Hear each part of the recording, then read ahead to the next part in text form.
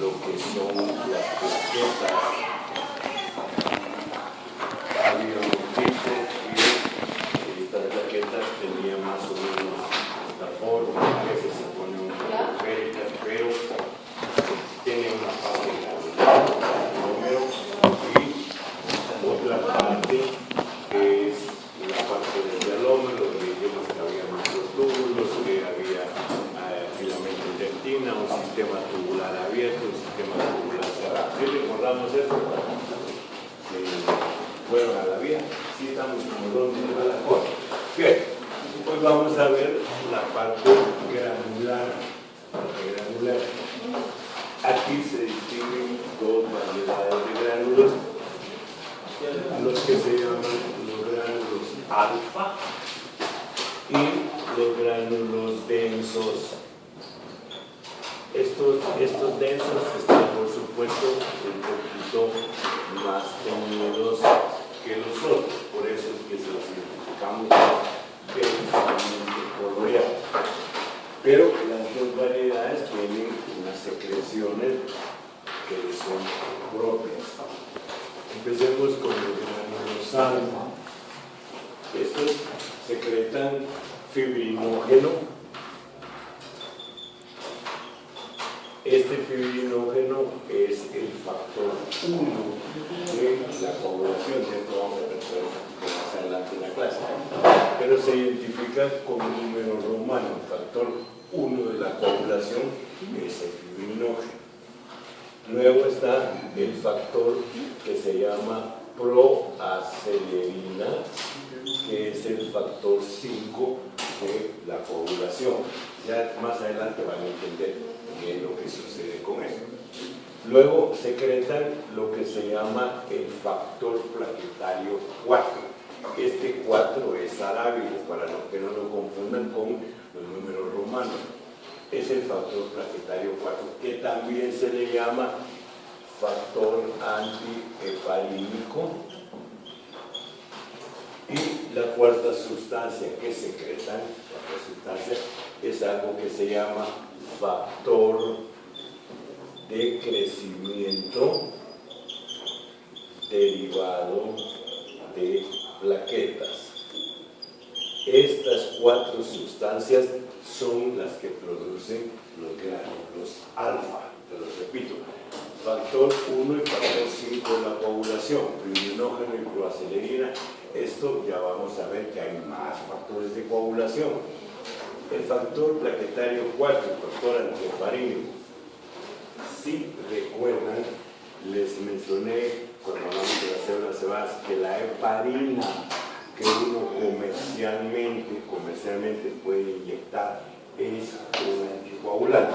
¿Estamos recordando eso? Un anticoagulante. ¿Qué es lo que hace la heparina? ¿Cómo actúa como anticoagulante? Disminuyendo la adhesividad plaquetaria. O sea, evita que las plaquetas se junten. ¿Sí estamos claros? Esa es la función de la heparina. Evitar que las plaquetas se junten. Este es el factor plaquetario antiheparínico.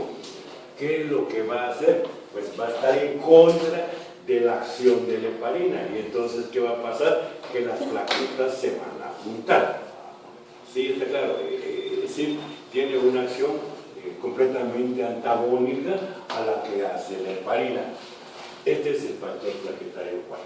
¿Sí estamos claros? Y el factor de crecimiento derivado de plaquetas es una sustancia que producen las plaquetas y que estimula la proliferación de fibroblastos y de las fibras musculares lisas. Eso es sobre lo que actúa el tal factor de crecimiento derivado de plaquetas. También tiene acción sobre unas células de sostén que hay en el sistema nervioso central, que en general se le llama neuroquina. ¿Sí? ¿Me explico? Además de fibroblastos y músculo liso, sobre unas células de sostén en el sistema nervioso central que se llama neuroquina. ¿Está claro hasta aquí? ¿Qué es lo que producen los tales gránulos alfa? Los gránulos densos, estos producen no producen, sacan a la circulación serotonina. Ya después les voy a hablar algo de esto. Adrenalina, calcio, ATP y ADP. Esas son las sustancias que producen los gránulos densos. Serotonina, adrenalina, calcio, ATP y ADP. ¿Sí? Estamos claros qué es lo que produce. La serotonina. La serotonina es un derivado del triptofano. Esta es una sustancia que producen las células enteroendógenas del intestino delgado. ¿Sí estamos claros?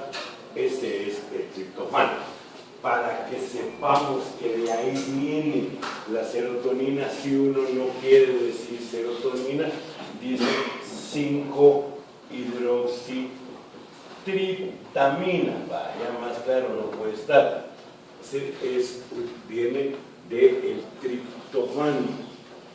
Eso se produce en el triptofano en el intestino delgado, se vuelve 5-hidroxitriptamina en la sangre y es almacenada en los gránulos densos de la plaqueta. O sea, la plaqueta no sintetiza serotonina. ¿Está claro? Simplemente la almacena. ¿Estamos claros en eso? ¿Qué es lo que hace la serotonina? Es un constrictor de la musculatura lisa de los vasos sanguíneos. En otras palabras, es un vasoconstrictor. Esto es importante porque en el momento en que se rompe un vaso, la sangre va saliendo. Pero ¿qué queremos? ¿Cómo nos queremos ayudar? Cerrando un poco la luz del vaso para que no haya tanta sangre que se pierda. ¿Sí me explico o no? Esa es la razón de sacar este asunto de la serotonina. Sí está claro para qué sirve. Disminuye la luz del vaso y al disminuir la luz hay menos sangre circulando. Eso es para evitar una pérdida mayor de sangre. ¿Está claro? Lo mismo, solo que en menor cantidad, hace la adrenalina. La adrenalina se produce en la médula de las glándulas suprarrenales. Ahí se produce la adrenalina. Y también es almacenada en lo que son los gránulos densos. La misma función, un vasoconstrictor. Desde luego que la acción de la serotonina y de la adrenalina es momentánea, pues es apenas un minuto en lo que cierra la luz del vaso, pero eso va a permitir que tengamos la posibilidad de que las plaquetas en conjunto vuelvan a poner la hemostasia. Sí, está claro este asunto, qué es lo que hace. El calcio, pues todos sabemos de dónde sale, todos sabemos que viene de lo que hace, la labor que hacen unas células en el hueso que se llaman osteoclastos, que son los encargados de absorber el hueso. ¿Sí? Eso está circulando en la sangre y nosotros también lo almacenamos en los gránulos densos. ¿Sí? El ATP no tiene una mayor función acá, pero sí es el papá del ADP. Eso solo para que tengan claro. El ADP es el mayor agregador plaquetario que hay. Ya. O sea, me empuja y empuja y empuja para juntar. Esta es la función importantísima que hace el ADP, mayor agregador plaquetario. Estas son las cosas que producen la parte granular de la plaqueta. ¿Lo tienen claro o no? ¿Sí estamos claros? Miremos esto. Nosotros tenemos un vaso sanguíneo y ya dijimos que donde se abre la sangre sale al medio externo, o si ustedes quieren al tejido conectivo. Aquí sale para acá. Las plaquetas son las encargadas de formar un agregado plaquetario. Eso ya habíamos hablado de lo que es el tapón plaquetario.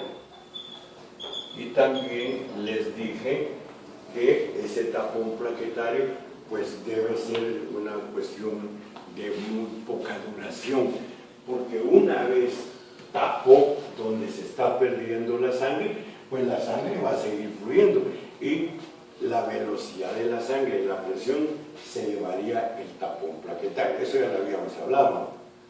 ¿Sí? No. Sí, ya lo habíamos hablado. Bueno, para que no se lo lleve la sangre, ¿qué es lo que hace el tapón plaquetario? Se constriñe, o sea, se aprietan todas las plaquetas. ¿Cómo logra apretarse? A través de los filamentos de actina que tenemos acá en el yaloma. Eso es lo que hace la contracción. Ahora tiene más sentido. En el momento que las plaquetas se juntaron, se formó el tapón plaquetario, existe esta constricción que llamamos retracción del coágulo, es decir, se retrae el coágulo. En patología les van a decir el mismo fenómeno, solo que ahí se le llama metamorfosis viscosa. Metamorfosis viscosa es lo mismo, el coágulo se retrae. ¿Sí estamos claros en este asunto? Va. ¿Puede repetirlo? ¿Cómo? ¿Puede repetir eso? No. ¿Puede repetir lo que acaba de explicar? ¿Qué es lo que pasó aquí? ¿Qué es lo que? Ok. Las plaquetas se juntaron y formaron un tapón que cerró los vasos. O sea, ya la sangre ya no se está saliendo. ¿Está ahí? Pero es un taponzote, es un panal de plaqueta. Entonces la sangre se lo pasaría llevando. La manera en que se defiende es contrayéndose. Eso es retracción del coágulo o metamorfosis viscosa, reducir el tamaño del coágulo más o menos en un 90%. Entonces la sangre puede pasar, pero ellos no. Ahora, ¿qué ganamos con decir todo esto? Que al apretarse las plaquetas se secreta todo eso. En el momento en que hay contracción plaquetaria, esto aprieta a la parte granular. Se aprieta a la parte, entonces se libera todo esto. Esto va a tener una función específica, ya mencionamos lo que hace la serotonina, lo que hace la adrenalina, para poder, digamos, ¿por dónde va a salir? Por el sistema tubular abierto.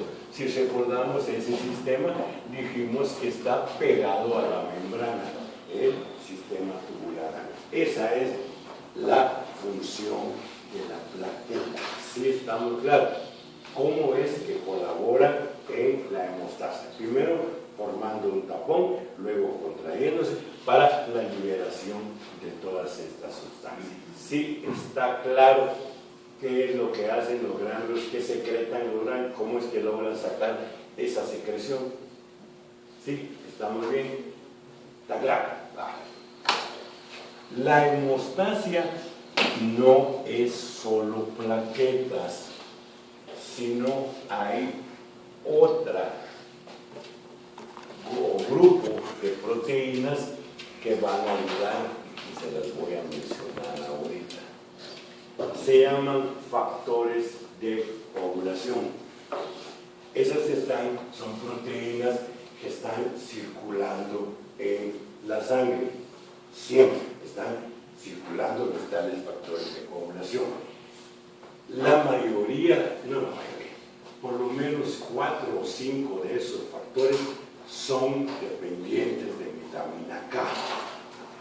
Son dependientes de vitamina K, ya se los voy a mencionar. Bien,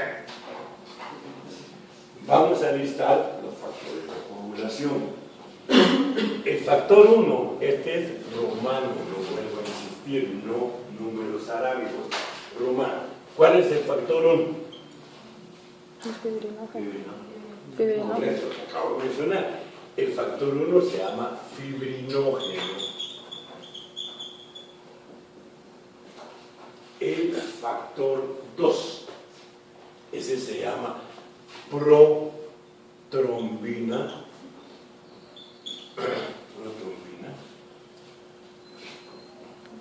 El factor 3, plastina.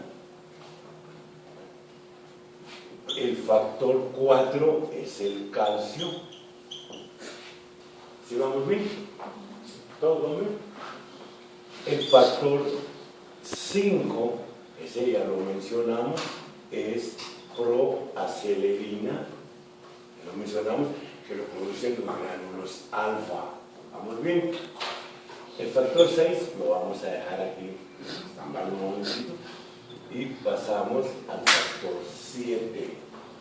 Ese se llama proconvertina. Proconvertina. El factor 8 es el factor antihemofílico. El factor 9 es el factor Christmas, como la Navidad. El factor Christmas es el factor 9. El factor 10 es el factor Stuart Power. Sí, Stuart Power es el factor 10. El factor 11 se llama antecedente tromboplástico del plasma. El factor 12 es el factor Hagemann y el factor 13 se le llama estabilizador de la fibrina. Lo repito, por los que no me logran leer desde ahí. ¿Cuál era el último estabilizador de qué? Estabilizador de la fibrina. Ok. 1, fibrinógeno, 2, protrombina, 3, tromboplastina, 4, calcio, 5, proacelerina, 7, proconvertina, 8, antihemofílico, 9, Christmas, 10, Stuart Power, 11, antecedente tromboplástico del plasma, el 12 es el factor Hagemann y el 13 el estabilizador de la fibrina. El factor 6 no hay. En algún momento se habrá pensado en algún nombre, algún factor que posteriormente se ha de haber descubierto que no era un factor, pero ya se le había dado un número a los otros factores. Entonces, en lugar de irlos cambiando, se dejó en blanco. Factor 6 no hay. El factor. El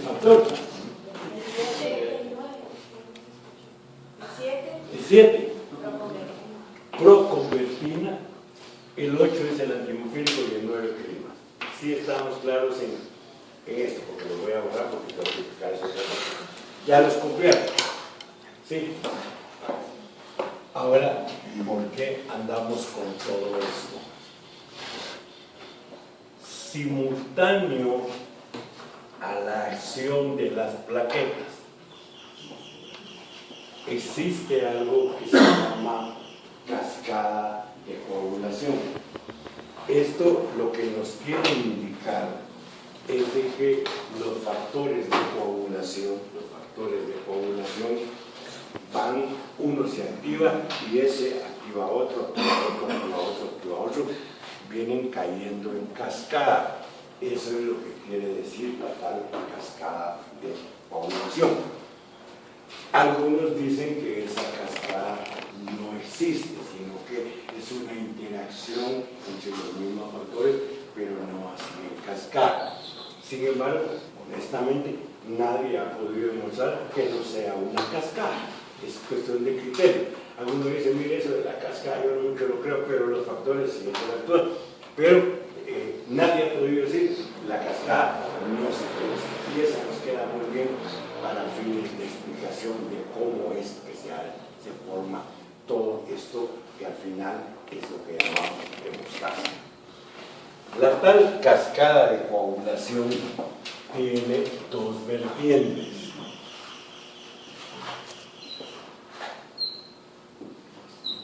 Una es lo que se llama por la vía intrínseca.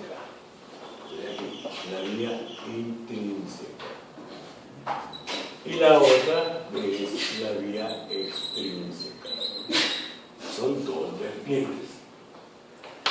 La vía intrínseca, aquí no se necesita que se haya roto un vaso para que empecemos a desencadenar la cascada. Si la sangre encuentra en su fluir a través del sistema vascular, digamos, un ateroma, una placa aterosclerótica en cualquier vaso sanguíneo. Esto sería que aquí está el vaso sanguíneo y en el endotelio se empieza a formar una placa que incluye colesterol, macrófago, fibras musculares lisas, ocasionalmente se calcifica. Esto es un ateroma, ¿sí? Un ateroma. Eso lo vamos a ver más adelante cuando veamos sistema circulatorio. Pero, ¿qué pasa con la sangre que está permanentemente fluyendo a la par de ese ateroma? Pues raspa y raspa y raspa contra el ateroma. Y entonces en algún momento, alguna plaqueta se queda, y donde se queda una, se queda otra, y empiezan a formar un trombo. ¿Sí me estoy explicando? A este ateroma se le llama factor de contacto. Factor de contacto, porque es por el contacto repetido contra una placa aterosclerosa, un ateroma, que las plaquetas se empiezan a quedar. ¿Estamos bien? Si no es el ateroma, es lo más frecuente, pero también si el vaso sanguíneo, en lugar de ser recto, como ves, resulta que ahora el vaso sanguíneo está así. Este, por ejemplo, es el caso de las hemorroides, el caso de las varices, el caso de los aneurismas, que es una dilatación del vaso sanguíneo. ¿Qué es lo que pasa con esto? Que la sangre, en lugar de fluir así libremente, suavecita, ahora encuentra una sinuosidad. El camino se volvió tortuoso y la sangre pega contra el endotelio, hace turbulencia. En el caso de un aneurisma, por ejemplo, donde uno pone el estetoscopio sodio, donde la sangre está resbalando sobre el endotelio con presión. Eso es suficiente también para que en un determinado momento se queden unas plaquetas ahí y en ese momento empieza a formarse el trombo. Eso también, la rugosidad de los vasos sanguíneos también es un factor de contacto. Si estoy claro en este asunto, ¿me están entendiendo? ¿Por qué es que se va a formar? ¿Por qué es que se va a formar? O se va a desencadenar la cascada por la vía intrínseca. ¿Está claro? Por otra parte, por ejemplo, si uno pone un suero, pues si mete la aguja en la vena, eso hace que obviamente el bisel de la aguja esté metido en el vaso sanguíneo, ¿sí o no? Ahí es donde está metido. El pasaje de la sangre no considera al factor como factor de contacto al bisel de la aguja. ¿Ya? O sea, ustedes pueden dejar la aguja 24, 48, 72 horas puesta o metida en la vena, que no va a suceder ningún problema. O sea, el bisel de la aguja no es un factor de contacto. Si no, a todo el que le ponen un suero estaría con un trombo acá. ¿Sí? No es esa la posibilidad. Bien, ya tenemos el factor de contacto establecido, entonces resulta que una vez se quedó una plaqueta, 2, 3 plaquetas, se activó a todos los factores de coagulación y eso hace que la vía intrínseca empiece con el factor 12 que ahora está activado. El factor 12 circulaba en la sangre. Hasta el momento en que hubo detención de plaquetas, en ese momento se activó el factor 12. ¿Vamos bien? Ese 12 activado hace que el 11 pues también se active. es como un catalizador. Ya el 12 activado le dice al 11, activate vos también. ¿Sí estamos claros? El 12 activado hace lo propio sobre el 9. 12, 11, 9. Ese hace también, y ahora tenemos al 9 activado.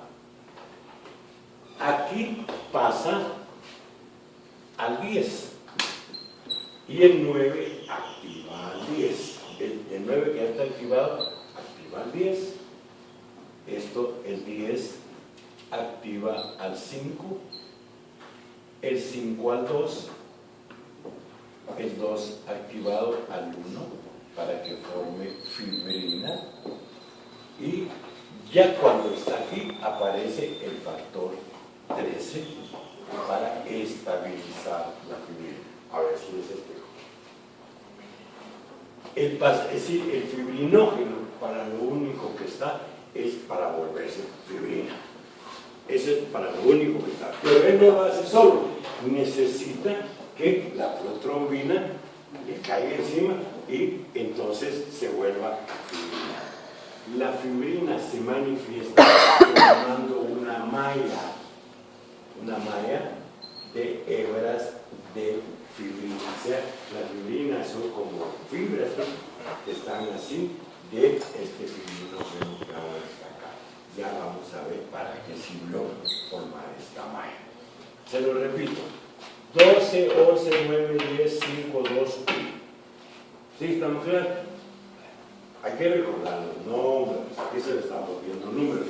Pero hay que recordarlo. Esto es la cascada de coagulación por la vía intrínseca, que empezó aquí y terminó aquí. Entonces, la cascada de coagulación por la vía intrínseca son todos estos pasos. ¿Sí vamos bien? ¿Me están entendiendo?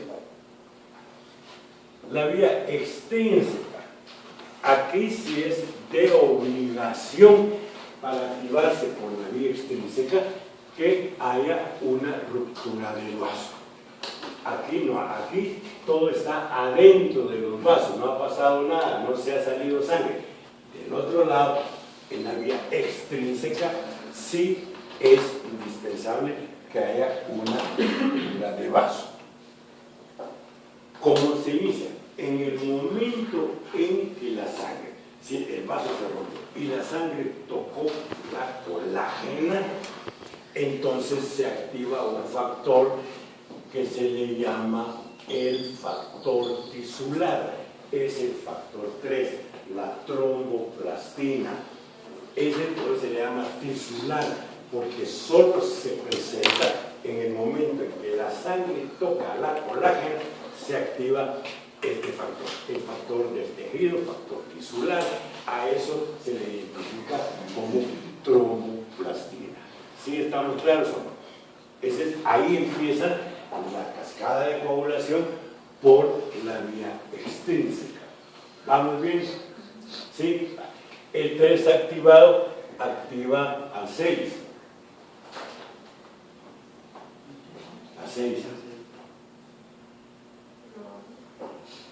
Ese se los acabo de decir, pues. Activa al 7. Al 7, se activa ese chancopio.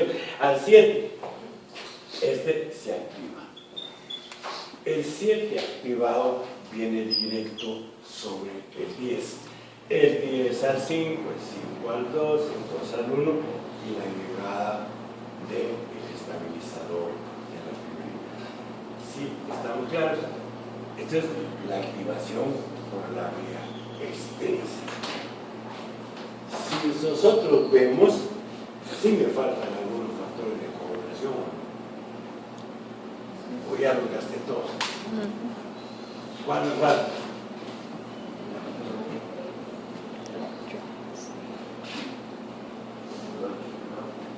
De entrada, me falta el factor 8.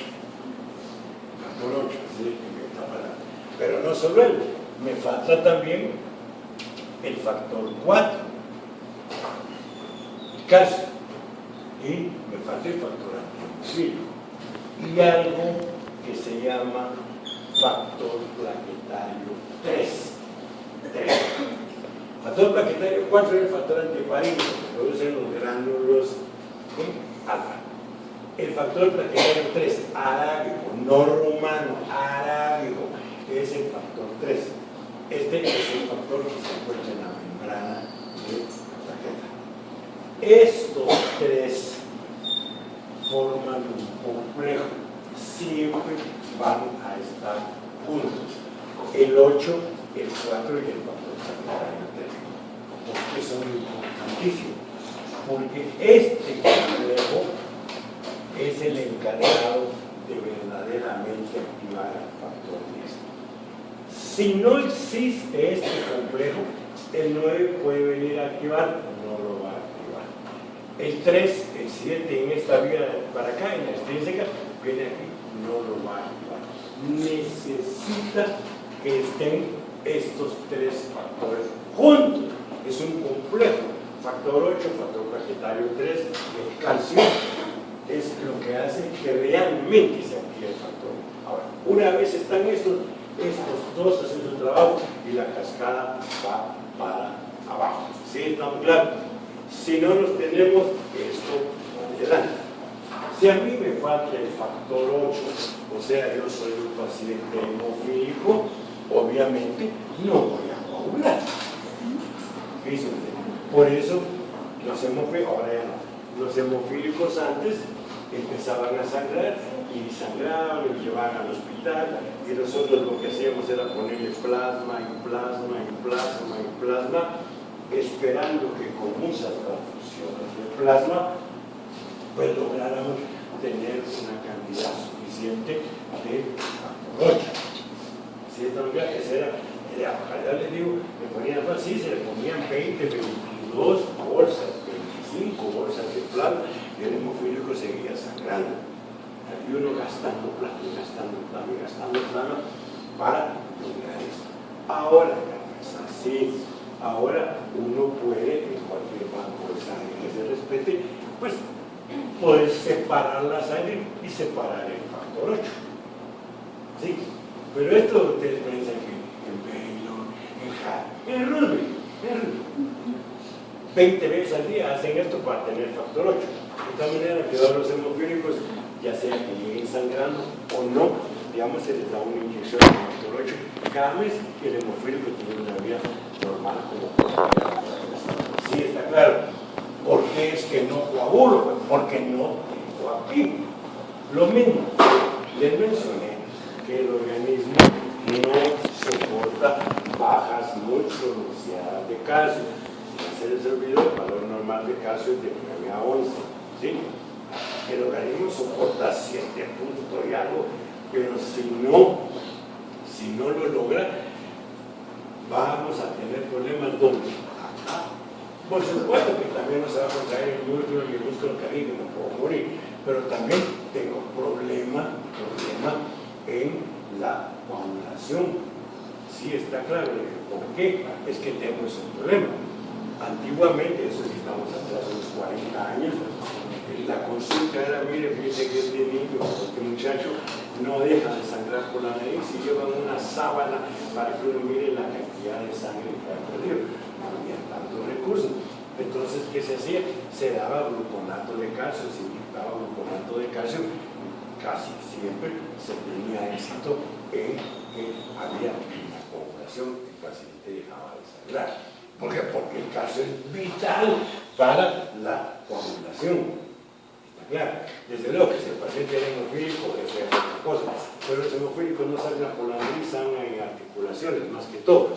Entonces uno tenía siempre muy un poco de calcio y ahí lograba. ¿Por qué? Porque está aquí. Aquí es donde está el calcio. Sí estamos claros porque es importante. También les mencioné que algunos de estos factores, el fibrinógeno, la protrombina, la procelerina, se le llama factores K dependientes, o dependientes de vitamina K.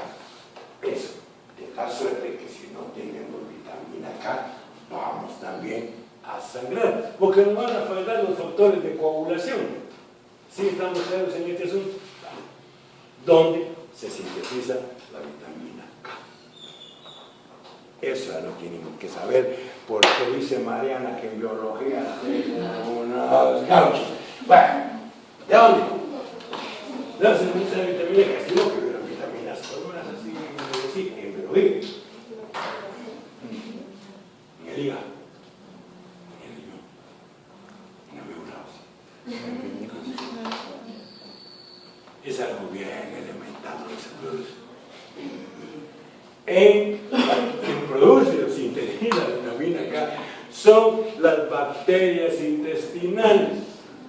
¿Sí o no? Sí. Ah, sí. Las bacterias intestinales.